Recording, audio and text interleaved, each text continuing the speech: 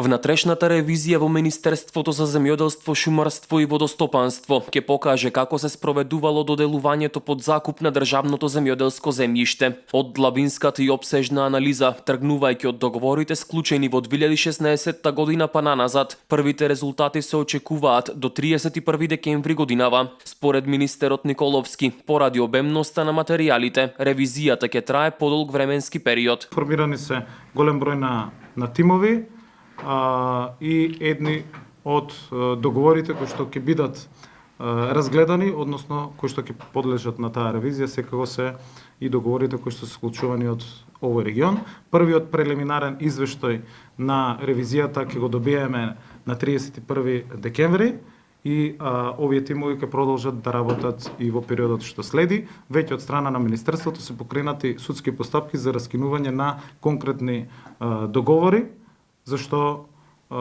по завршувањето на сите постапки јавноста ќе биде информирана. Николовски додаде дека постојат индиции за незаконски склучени договори и анекси, а веќе е покрената постапка и за раскинување на договори со илјадници хектари, поради тоа што со години не е плаќан надомест за закуп. Во Министерството постојат, мислам дека околу 7000 договори, 7000 договори и може да замислите дека тие 7000 договори ги нема на едно место и ги нема во еден систем и на никој начин не се евидентирани на едно место. Досега Министерството не беше соодветно поврзано со Агенцијата за катастар на недвижности. Тој договор сега го направивме, е склучен за да можеме да ги влечеме податоците и да ги направиме сите споредби.